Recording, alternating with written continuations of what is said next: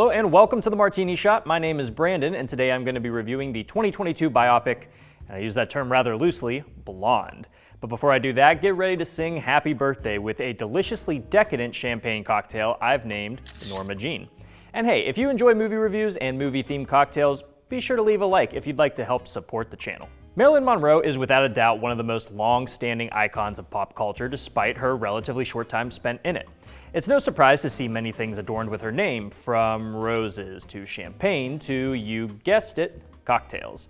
There is actually a fairly popular drink named after the late star made with apple brandy, grenadine, and champagne, and while it's a fine drink in itself, I wanted to add my own spin to it. Named after her birth name, the Norma Jeane plays into the luxuries of what may have driven her and hundreds of thousands of others to chase fame and fortune.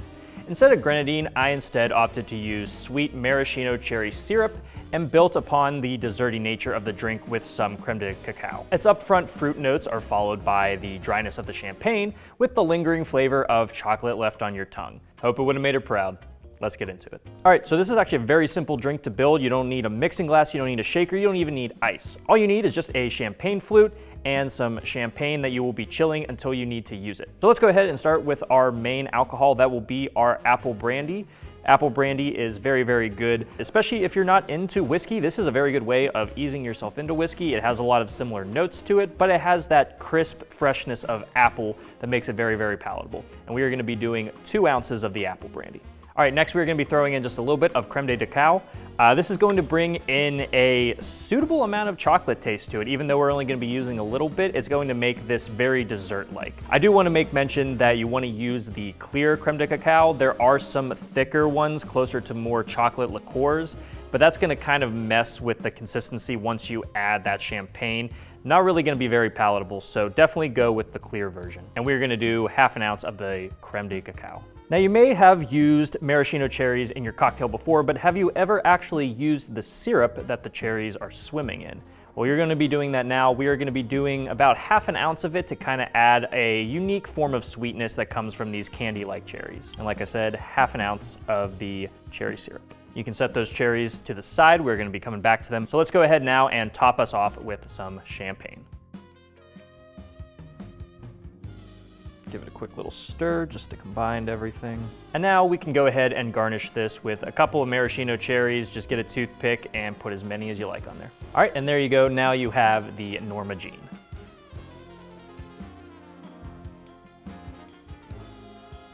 Let's go ahead and give it a taste.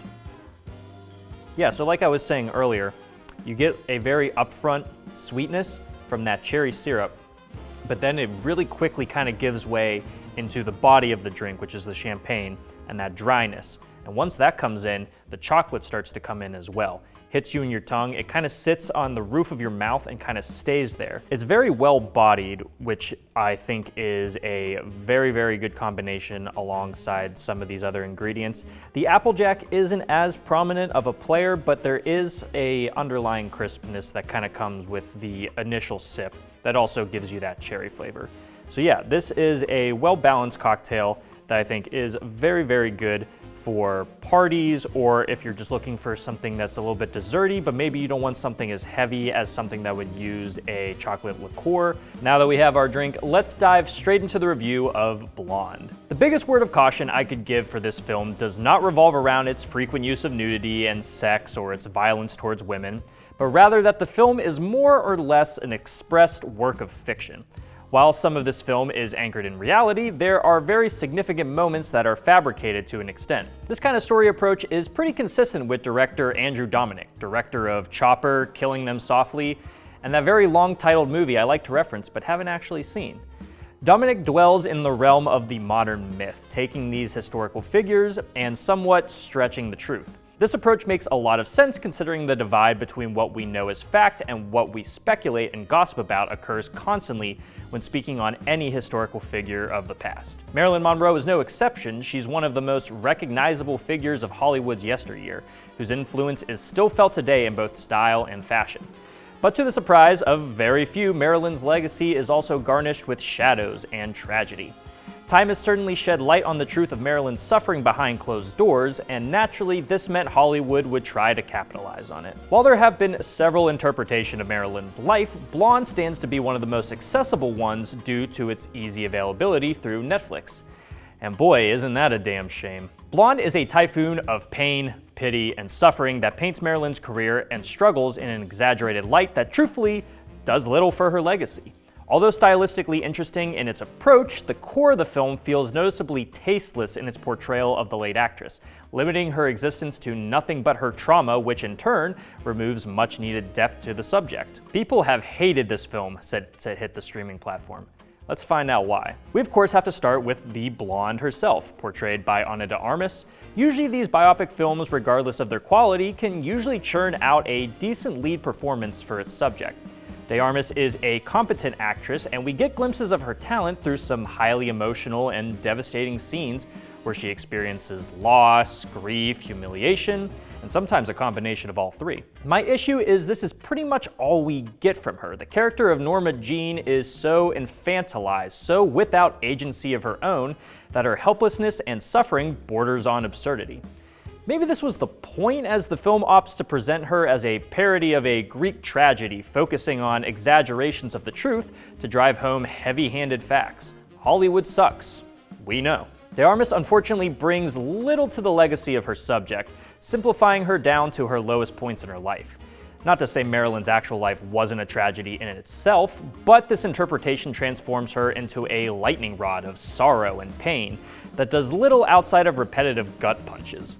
She feels like a conduit for heavy emotions rather than a fully realized character earning genuine sympathy. Granted, she is reading from a script brimming with an intense lack of subtlety that makes it even harder to sympathize with such a caricature. The film has strong visual moments when it delves into the surreal, using plenty of impressive techniques to give the film a genuine vintage feel in both black and white and unsaturated film. While impressive to look at, the visuals of the film tend to change at random with not a whole lot of rhyme or reason.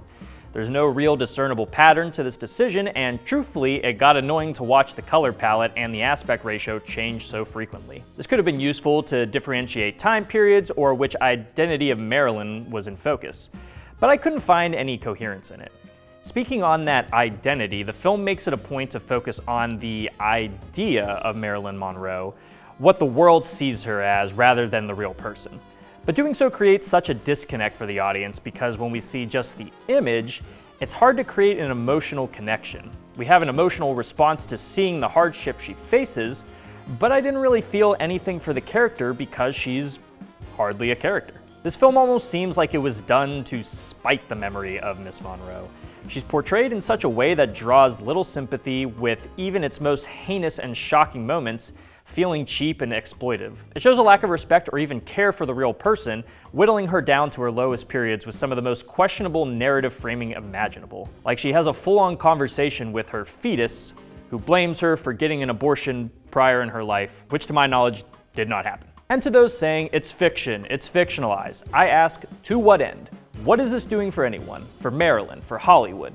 The director stated that his intention was to show how childhood trauma follows us into adulthood, and while that's a genuine, interesting idea, the execution is so one-note, so manipulative, and so unnecessarily extreme for the sole point of being shocking. This type of semi-fictionalized storytelling can absolutely work. Director Andrew Dominik's own work is proof of that. But maybe it should be saved for subjects people didn't actually like. For my rating, I am giving this film 2 talking fetuses out of 5. Guys, thank you so much for tuning in to this episode of the Martini Shot. If you saw Blonde, I'm very interested to hear what you have to say about it, and you can let me know down in the comments. And if you like what you saw here and would like to see more, do not forget to like, subscribe, and follow me across all social media channels. Those links are down in the description below. And if you enjoy movie reviews and movie-themed cocktails, be sure to check out my website, martinishot.blog.